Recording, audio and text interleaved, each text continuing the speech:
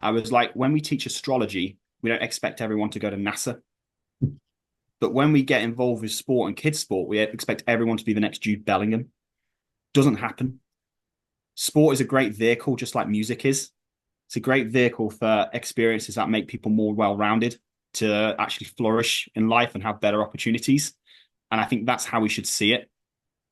Almost leave it to the experts to facilitate that development and growth of the child, and parents just be parents in this journey.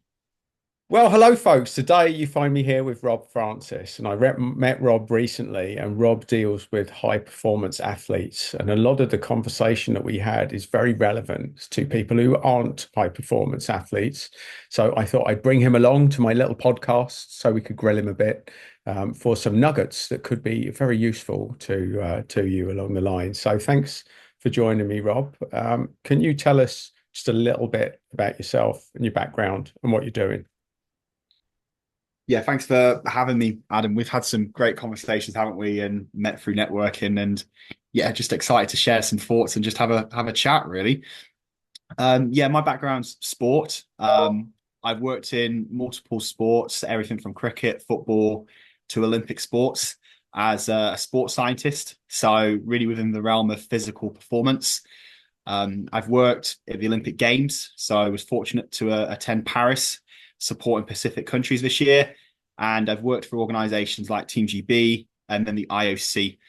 So I've had a bit of a journey in different sports. I've worked in different continents, everywhere from the Pacific to Europe. So yeah, just excited to share some stories and insights behind this, really. Brilliant. And how old were you when you thought, okay, for sport, high performance, that's where I want to be? When did you get that realization? Yeah, I think I was always trying to work out somewhere which really fitted for me. I'm not a very institutionalized kind of person, so I hated school. It was like trying to knock a round peg into a square hole, for example, or a square peg into a round hole, I should say. I never really fitted the 9 to 5 aspect of what school kind of prepares you for.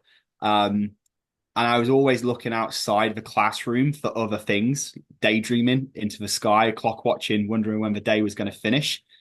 And I left school at the earliest opportunity I could at 16. And I was always really searching for something. Originally, I thought it'd be the army. And I kind of went down the recruiting center. And then it wasn't, really for me, I found. And then I got a role within a bike shop doing like gait analysis, triathlon kind of sales, so to speak, bike fitting. And I really kind of fell into the love of what sport was because there was so many different routes to explore, so many different variables. Through that, I then started a run club up at the bike shop when I was 17, started to get into running coaching and really built up kind of a passion of actually helping people achieve their goals, but in an environment that is sport where you can be so creative and there's so many variables and there's not really a glass ceiling on what you can do. And then from there, my career kind of went into non-league football, then professional football, then international cricket, and then Olympic sports over the last 12, 13 years. And just fell in love with it. For example, like I think that's really my biggest driver is finding that environment that really made me tick. And I'm quite lucky to have found that. And when was your breakthrough of going from, say, non-league football to professional football? Was the right scout at the right time with the right place? How did that work out for you? What was your lucky break? Yeah, I'm a massive believer in luck. I do believe in luck and I do believe in fate. I think my philosophy with luck is you've got to go out and find it. And I I was messaging people left, right, center, trying to get in the right room with the right different people. And I was walking through the village, which I live in, a bit close to home. I found the right person to get me in the door. It was a retired ex-England footballer who I knew lived in the village. I met him, got talking to him, and he had a couple of friends who had just started coaching the Indonesian national team, and they were looking for an assistant strength and conditioning coach. And that's really where I kind of got my opportunity to go in and really showcase my skills. Yeah, I mean, I'd worked for probably like £6, £5 an hour up until that. just to try and get time on the ground, probably even less when you take off fuel. And it was just a lucky break, was just right under my nose, just going out and speaking to someone on a walk, really. Wow, it just goes to show that lucky breaks come through being in the right place at the right time and having the right pitch ready. So fair play to you, Rob. So obviously that changed your focus and your career direction. So you went in and then you were coaching other people. Is that correct? Yeah, I've always coached. It was really kind of like ever since I worked in the bike shop. Originally, it was like cycling sales, running sales, triathlon stuff, doing some bike fitting, some gait analysis, and then it was setting up a run club. And I went through my running coaching badges, and it was really that ability to help people. It really started off with amateur runners, and then that transferred into university, where I was getting hours in non-league football, and that gave then the lucky break to go and work in professional sport. And it was always about helping people, really. And that's what we do as sports scientists within performance science. It's making sure that we can facilitate the development and the performance of people, no matter really what their goal might be physically. That's interesting. So you do sports science. So when we talk about science and sport, what are the sort of things that surprise people the most from a scientific point of view that you convey to athletes to help them to perform better? Yeah, I think people get lost. I think when you look at the Dave Brailsford method, I think people always focus on the one percenters. You know that the small marginal gains is what they're termed, but you find that most performance athletes get to where they're at because they're very good at doing the basics right, and most people get into those podium positions because they've spent a long time being consistent, doing the basic things very well. But we often lose that, and that translates to let's do the 1% things very good, but forget the 99% of the basics which need to get done. And really, that's my biggest take home philosophy of how I've managed to build out medal winning programs and pathways and put people on the podium to win gold medals. Is they were just very good at doing the basics right, staying consistent, and doing the basics very well for a long period of time. So pretty much slow and steady wins the day. And I use the word slow in its broader context here when we're talking about high performance athletes. It's more about the longevity, the consistency than it is about reaching this level of peak performance or going out and giving it everything that you've got once or twice. Would that be more correct? Yeah, intensity never wins when compared to consistency. Like we see that in January, don't we? Where everyone wakes up and thinks, "Oh, I've got to have a beach body ready for Marbella," right? Is that intensity of 2 or 3 weeks just suddenly dies off because they can't keep the pace of all the demands what they put upon themselves. Intensity and passion is great, but consistency is the biggest driver. Consistency and fundamentals is the biggest driver of success. Which is interesting because that's the same in business as well. So, what would you say were the biggest issues that high performance athletes face on this route? Where are the traditional brick walls for them that they really have to fight and break through? Yeah, I think it's really interesting because I kind of come away from sport and working more in the community now. And you're meeting I'm meeting like moms and dads of 8-year-olds, 9-year-olds, and 10-year-olds. And they're always saying, "Oh, my 8-year-old plays for this football academy team. My 9-year-old does this for a netball team," right? And the kid's 8, 9 years old. And I remember a good friend of mine was paid by the Australian government to go around the whole of Australia and figure out what we call talent ID, which was what is the most idealistic talent that we're looking for to win a gold medal in 10-year-olds, 11, 12, 13-year-olds, right? Went around a whole pool. What makes a gold medalist tick at that age? How do we identify them in the system? How do we get them out from the school? How do we identify them in the street? And they couldn't really find really any physical identifiers apart from one, which was almost kind of a psychological identifier, which was robustness. The common denominator in all kind of gold medalists, world champions, or elite athletes at younger ages was robustness, the ability to cope with large stressors, large physical demands, large environmentally demands, and still be able to push through them. And I think that's the biggest thing that I've seen. And when you speak to most world class coaches or performance scientists, they will always say if you're going to put your money on someone, it's always the most robust individuals that you're going to put your money on. The ability to tolerate, like I said, large amounts of stress, adapt to lots of different environments, and just be resilient to it. And I think that's the biggest challenge that we see is athletes might be physically the best, tactically the best, but if they're not robust in terms of being able to deal with the wins, the losses, and really look at it from a long-term perspective, that they never make it. And we see that a lot of the time in academy systems and pathways where you have a real talented physical or a technically very good 16 to 18-year-old. But as soon as they reach kind of senior level competition, they'll just drop off. And that's because they're not robust to it. So I'd say based off my experiences and obviously a lot of the research, it's robustness is the biggest challenge, being able to be robust and adaptable to all the stresses that are placed upon people within these environments. That's quite interesting, Rob. You're talking about robustness, what I think, resilience, and how do you really test that? I mean, you mentioned when you were talking that how do they adapt to loss? How do they react to loss? What other factors do you assess robustness? Yeah, I mean, I'm not really a psychologist within this area, so like, but I've worked with a lot of very good clinical and lead psychologists in this area, and it's really interesting some of the areas that we worked on. I worked in archery for a little bit, and archery is a real good one for robustness in terms of mental robustness because we're almost building people up to stand on a target line on themselves and shoot an arrow 90 meters at the target. And there's no real other human interference apart from them and the arrow. So if it doesn't hit the target, it's no one else's fault, so to speak. So it's a very daunting, almost very high stress situation to put people under. And we were building, obviously kids up to competing under 16s, under 14s, under 18s.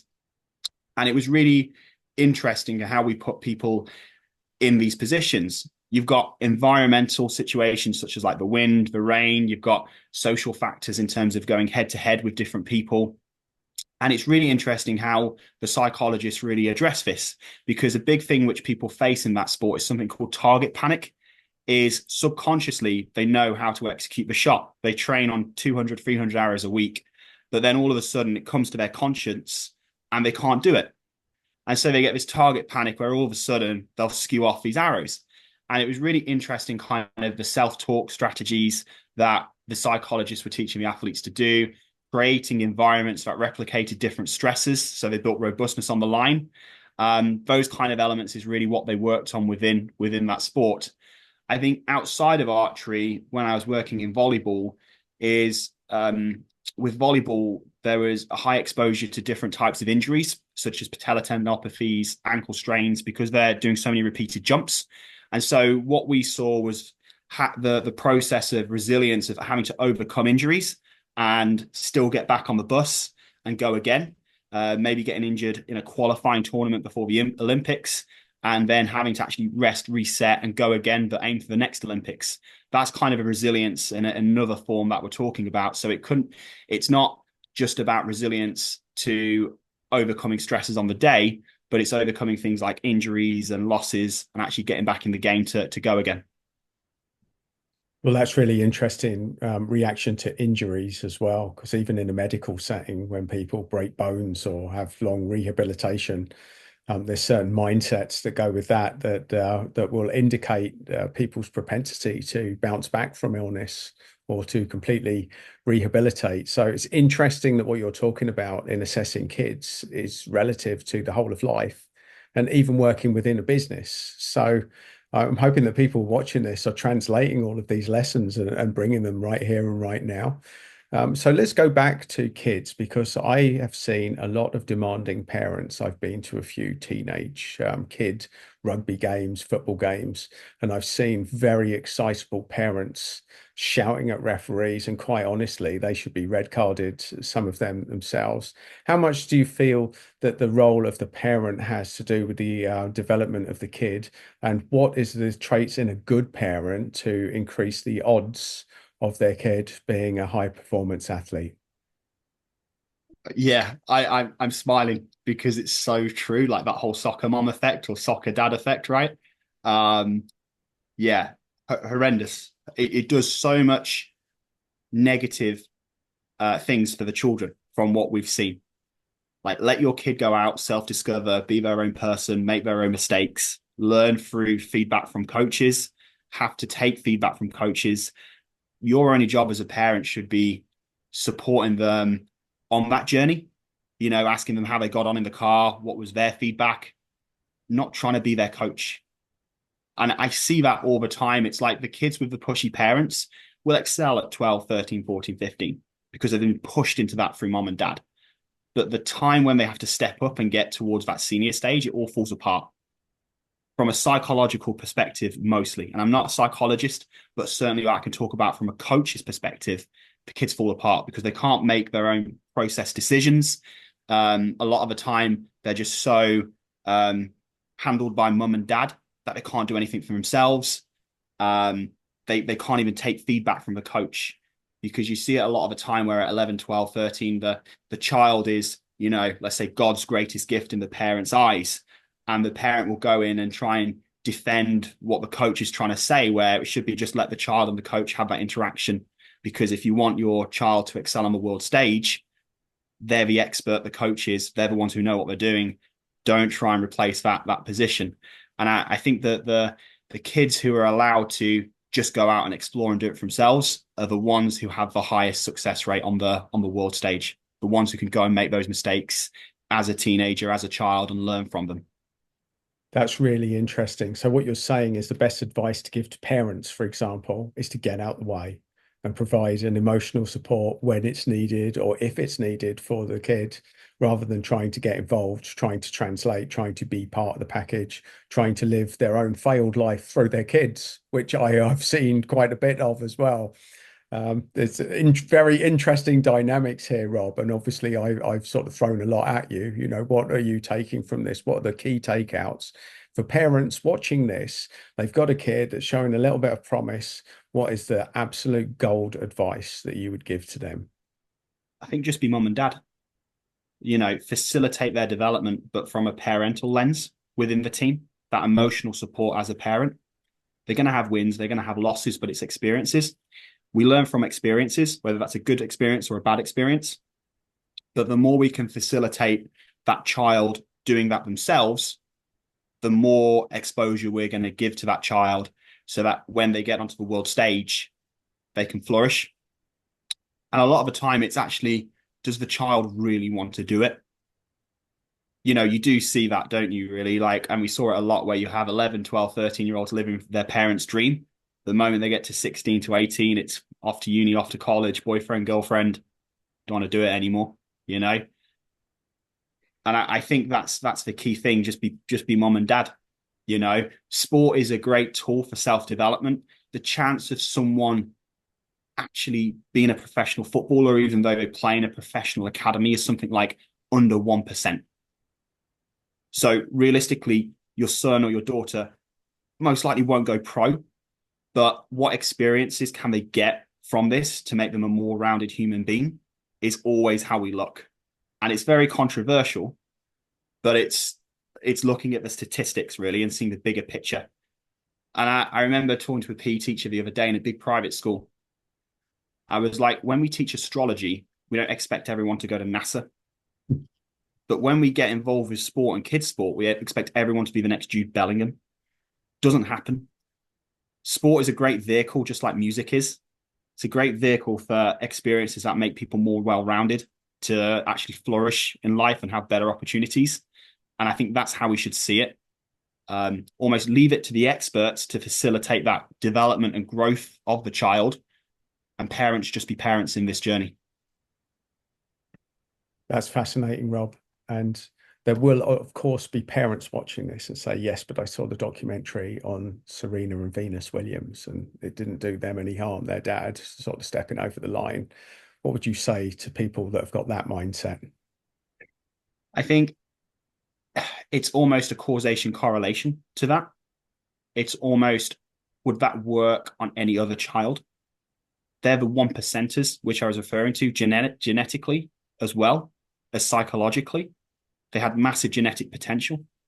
They were in it from such a young age, and they had more exposure to tennis than any other child, right? And so that's the one percenters that we kind of talk about. It's almost a little bit causation correlation. Would would that be a healthy environment? You've got to ask yourself that you would like your child to develop in realistically. Well, this is really interesting now because we're going into a slightly different arena, which is nature versus nurture. When it Mm. comes to high performance, how much can be nurtured and how much is nature? So I think you've got a genetic potential. So, for example, me, I'm never going to make a shot putter, right? I'm not a strength or power athlete. So I'm not going to try and compete in that realistically because my genetic potential has a very low ceiling. Everyone has a genetic potential, but environmentally, I think if we're aligned with what we like, what we're good at, what our genetics say we've got a potential in, we can really kind of hit our highest performing self. And a lot of the time, people don't actually hit their highest genetic potential anyway. But I think when you see these one percenters who are winning gold medals, if you look at their genetics, it's almost like their physical characteristics were made for that sport. And there is a bit of both, but I'd say quite a lot of it heavily is environmentally. But make that decision to expose yourself environmentally based on what your genetics and makeup really allow you to do. I think everyone's got potential in one area. Now that's interesting. So we all have potential. It's just a case of finding that right mix of what we're genetically aligned to be good at and what we're not. So taking everything that you know from high performance sport, how would you apply what you found to life for people who aren't high performance athletes? What have you learned that can translate to everyday people to give them an edge? Yeah, I think when people say high performance, it's like it's branded as such a sexy word, isn't it? Like, oh, high performance this, high performance that. And it's really just consistency of doing the basics very well on a sustainable level and creating an environment that can occur in. It's not about going hell for leather, like, oh, going to push for this, push for that. It's about planning it strategically to work on the basics very sustainably and very consistently.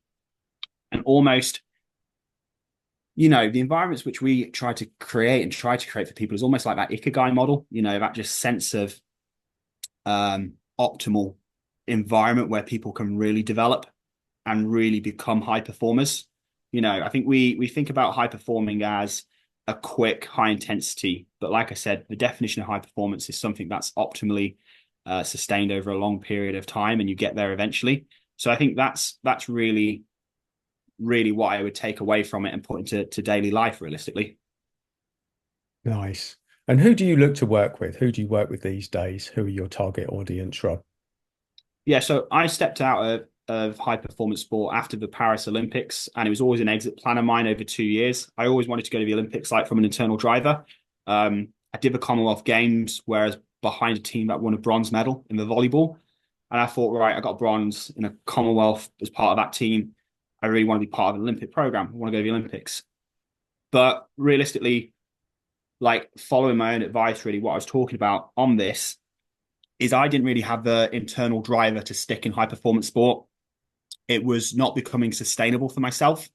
I wanted higher sustainability, such as better work life balance, um, more job security. And I wanted to kind of really build something that I could call my own as an internal purpose, as a why.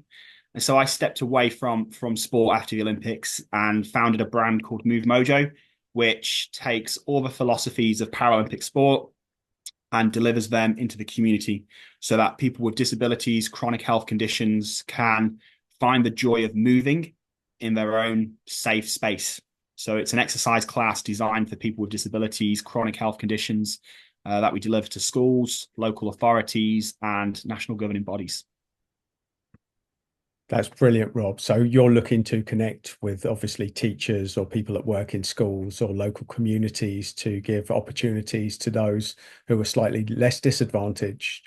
That they're obviously the other side of the coin from high performance athletes, people just to just get involved in some sort of sporting activity. Would that be correct? Yeah, I think maybe like I've flipped the coin on it really. I think we all have our own definition of high performance, right? It's performing as optimally as we could.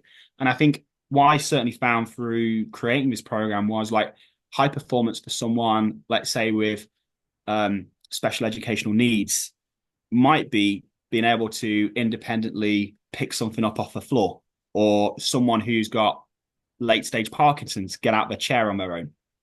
That's optimal, sustainable performance for them. And so I've kind of remirrored those philosophies, but put them in the community to build programs that empower people to be as high performing as they can be. And it's focused on disabilities, chronic health conditions, and the elderly. That's fantastic, Rob. And if people are interested in finding out more about what you do or getting in contact with you, how do they do that? Yeah, so you can have a look at our website, movemojo.com, or drop us an email at info@movemojo.com. And yeah, you can share my LinkedIn too. I'm quite in on LinkedIn. That's brilliant. I'll put all the links below this video. Rob, I really appreciate your time today. Thank you for joining me and sharing your journey and the good work that you're doing now. And I encourage people, get out and meet Rob, have a chat with him, find out what he's doing, find out how he can help you, because I think you'll realize that he's doing some good stuff for the community here. Cheers. Thanks so much for your time, Adam. It's great chatting with you. Cheers, Rob. Thanks a lot.